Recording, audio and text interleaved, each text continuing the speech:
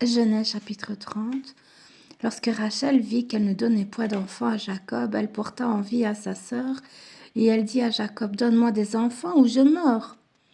La colère de Jacob s'enflamma contre Rachel et il dit, suis-je à la place de Dieu qui t'empêche d'être féconde?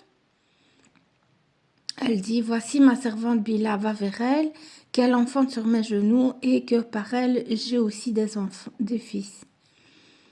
Et elle lui donna pour femme Bila, sa servante, et Jacob alla vers elle. Bila devint enceinte et enfanta un fils à Jacob. Rachel dit, Dieu m'a rendu justice, il a entendu ma voix et il m'a donné un fils. C'est pourquoi elle appela du nom de Dan. Bila, servante de Rachel, devint encore enceinte et enfanta un second fils à Jacob. Rachel dit, j'ai lutté divinement contre ma sœur et j'ai vaincu, et elle l'appela du nom de Nephtali. Léa, voyant qu'elle avait cessé d'enfanter, prit Zilpa sa servante et la donna pour femme à Jacob. Zilpa, servante de Léa, enfanta un fils à Jacob. Léa dit, quel bonheur, et elle appela du nom de Gad. Zilpa, servante de Léa, enfanta un second fils à Jacob. Léa dit, que je suis heureuse, car les filles me diront heureuse. Et elle appela du nom d'Azer. Ruben sortit au temps de la moisson des blés et trouva des mandragores dans les champs. Il les apporta à Léa, sa mère.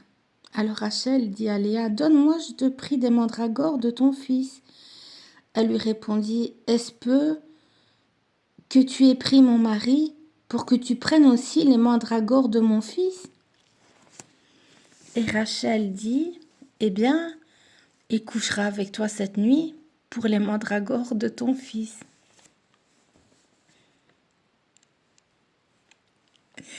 Le soir, comme Jacob revenait des champs, Léa sortit à sa rencontre et dit, c'est vers moi que tu viendras, car je t'ai acheté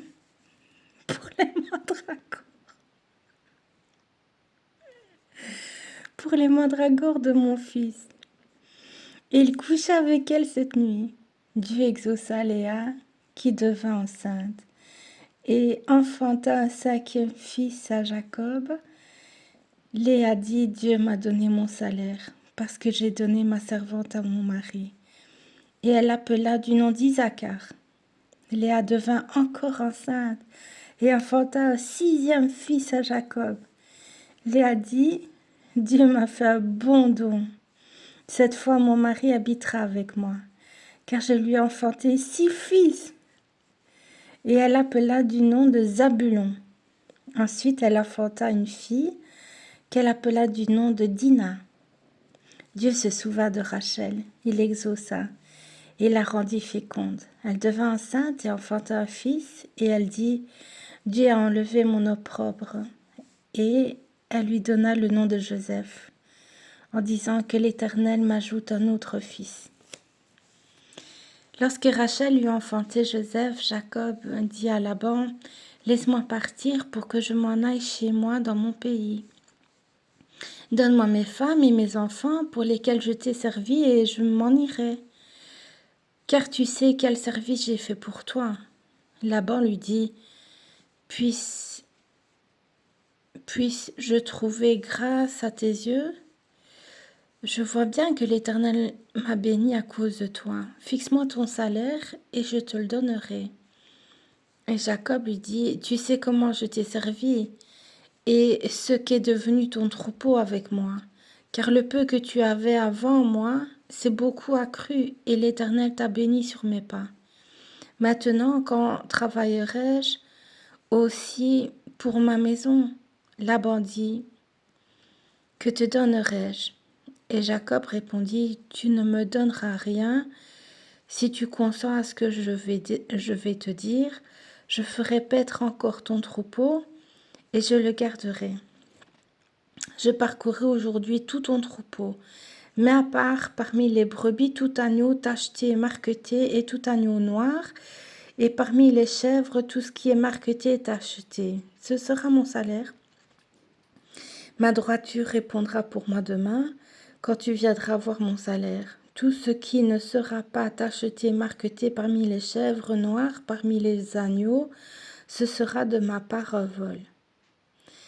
Laban dit, eh bien, qu'il en soit selon ta parole. Ce même jour, il mit à part les boucs rayés et marquetés, toutes les chèvres tachetées et marquetées, toutes celles où il y avait du blanc et tout ce qui était noir parmi les brebis.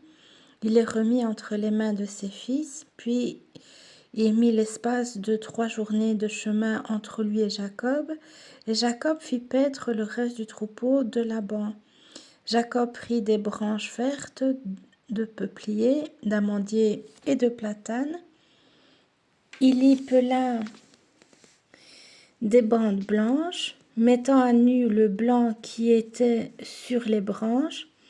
Puis il plaça les branches qu'il avait pelées dans les auges, dans les abreuvoirs, sous les yeux des brebis qui venaient boire, pour qu'elles entrassent en chaleur en venant boire.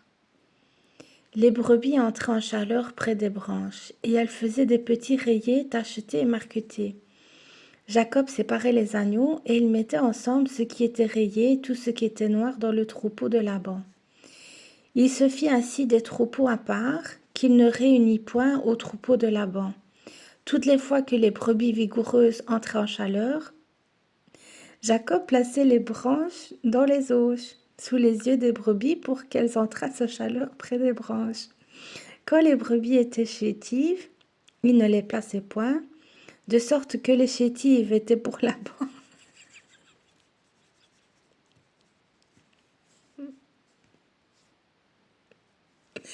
et les vigoureuses pour Jacob. Cet homme devint de plus en plus riche.